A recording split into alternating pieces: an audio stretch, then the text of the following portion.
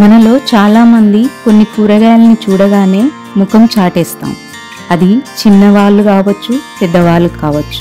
అలాంటి కూరగాయలలో ఒకటి కాకరకాయ. కాకరకాయ పేరు చెప్పగానే చేదు గుర్తుకొస్తుంది. కానీ ఎలాంటి కూరగాయలని అయినా మనం వండే విధానంలో నోటికి ఇంపుగా, రుచిగా తయారు చేసుకోవచ్చు.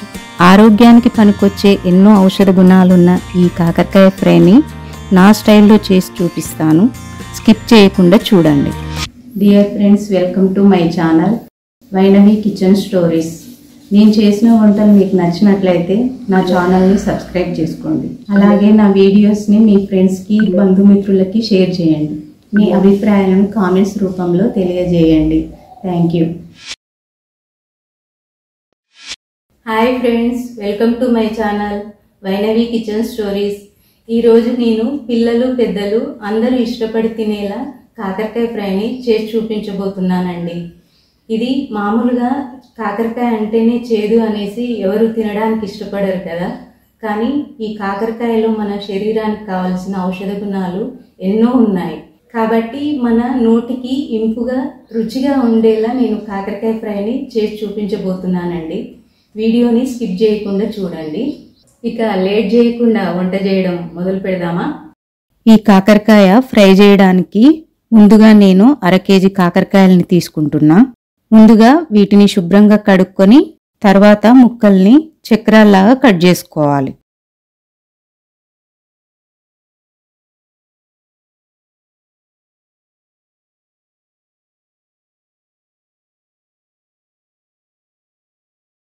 ముక్కల్ని ఇలాగా చక్రాల్లాగా ఇంత మందంగా ఉండేలాగా కట్ చేసుకోవాలి.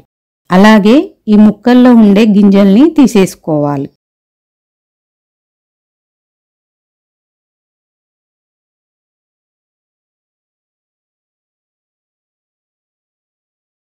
ఇప్పుడు ముందుగా ఒక గిన్నెలోకి కట్ చేసుకున్న ఈ కాకరకాయ ముక్కల్ని వేసుకొని ఒక పెద్ద నిమ్మకాయ సైజ్ అంతా చింతపండుని వేసుకుంటున్నా.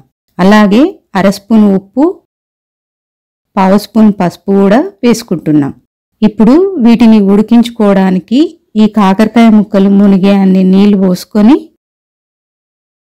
ఒకసారి కలుపుకొని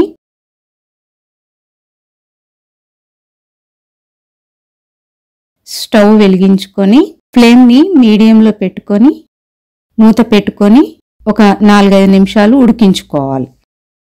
మధ్య మధ్యలో మూత తీసి ముక్కల్ని కిందికి మీదికి తిప్పుకుంటూ చక్కగా కలుపుకోవాలి. ఈ ఉప్పు, పసుపు అలాగే చింతపండు వేసి ఉడికించడం వల్ల కాకరకాయలలో ఉండే చేదు అనేది పోతుందన్నమాట.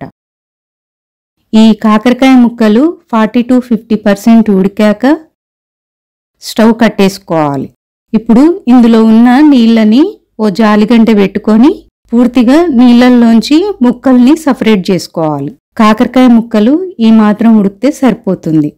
ఇప్పుడు ఈ కాకరకాయ ముక్కల్లోంచి ఈ చింతపండు తొక్కల్ని తీసేసుకోవాలి. మీరు కావాలంటే చింతపండు రసం పోసి అయినా ఉడికించుకోవచ్చు. నేను ఇలాగే చేస్తాను కాబట్టి ఇలాగే చేసి చూపిస్తున్నాను. ముందుగా ఈ కాకరకాయ ముక్కల్ని ఫ్రై చేసుకున్నాక ఇందులో వేసుకోవడానికి ఒక 1/2 కప్పు జీడిపప్పు ముక్కలు, అలాగే 1/2 కప్పు పల్లీలు కూడా వేసుకొని దోరగా వేయించుకొని పక్కన పెట్టుకోవాలి.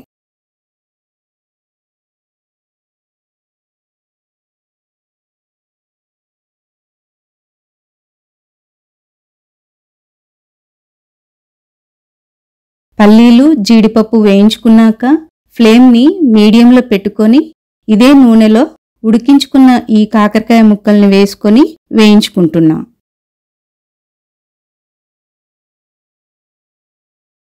ముక్కల్ని మధ్య మధ్యలో జలిగంటతో తిప్పుకుంటూ ముక్కల్ని 2 వైపులా దోరగా వేగేలాగా ఫ్రై చేసుకోవాలి. ముక్కలు ఇలా లైట్గా గోల్డెన్ బ్రౌన్ రంగు వచ్చే వరకు ఫ్రై చేసుకోవాలి. ముక్కలు ఈ మాత్రం ఫ్రై అయితే సరిపోతుంది. ఎక్కువ డీప్గా ముక్కలు కరకరలాడేలాగా ఫ్రై చేసుకునే అవసరం లేదు. ఇలాగే మిగతా కాకరకాయ ముక్కల్ని కూడా ఫ్రై చేసుకోవాలి.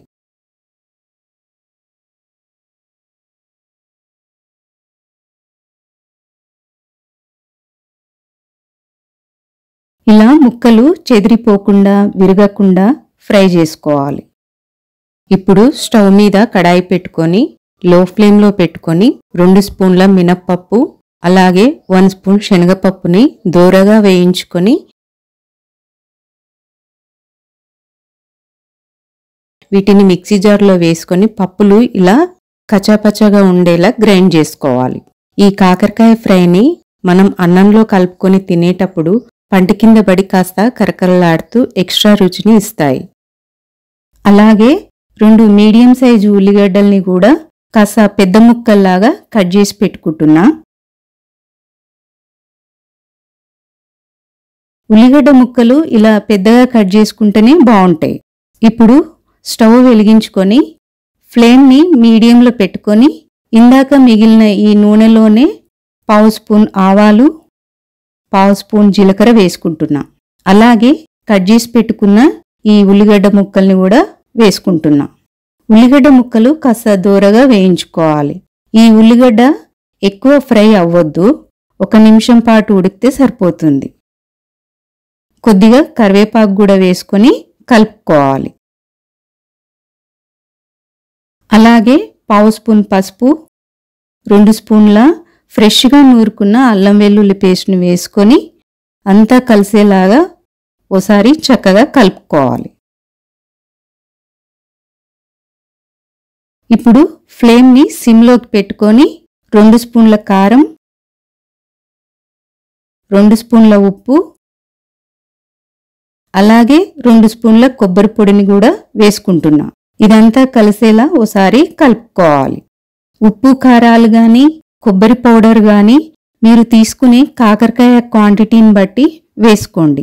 ఇప్పుడు మనం ముందే వేయించి కచపచాగా దంచిపెట్టుకున్న ఈ మినపప్పు శనగపప్పుని కూడా వేసుకుంటున్నా. అంతా ఓసారి కలిసేలా కలుపుకోవాలి. ఇప్పుడు ఇందులో మనం ముందే ఫ్రై చేసి పెట్టుకున్న కాకరకాయ ముక్కల్ని వేసుకుంటున్నాం. అంతా కలిసేలాగా చక్కగా కలుపుకోవాలి.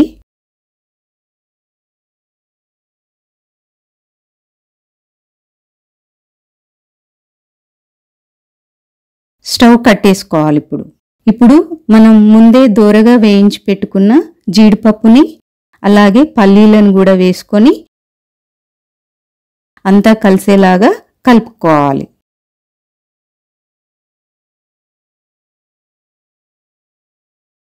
అంతే, మన కాకరకాయ ఫ్రై రెడీ అయిందండి. దీన్ని మనం వేడివేడి అన్నంలోకి వేసుకొని తింటే ఉంటుంది. ఆహా, ఆ రుచే వేరండి. ఓసారి తిని చూడాల్సిందే. కాకరకాయని ఇలా ఫ్రై చేస్తే ఇష్టం లేని వాళ్ళు కూడా ఇష్టంగా తింటారు. మళ్ళీ మళ్ళీ అడిగి మరీ చేయించుకుంటారు. అంత బాగుంటుంది. ఫ్రెండ్స్, మీరు కూడా నేను చేసి చూపించిన విధంగా ఈ కాకరకాయ ఫ్రైని మీరు మీ ఇంట్లో చేసుకొని తిని ఎలా ఉందో మీ అభిప్రాయాల్ని కామెంట్స్లో చెప్పండి. నా వీడియోని లైక్ చేయండి. అలాగే మీ బంధుమిత్రులకి షేర్ చేయండి. నా ఛానల్ని చూస్తున్న అందరూ సబ్స్క్రైబ్ చేసుకోండి. Thank you.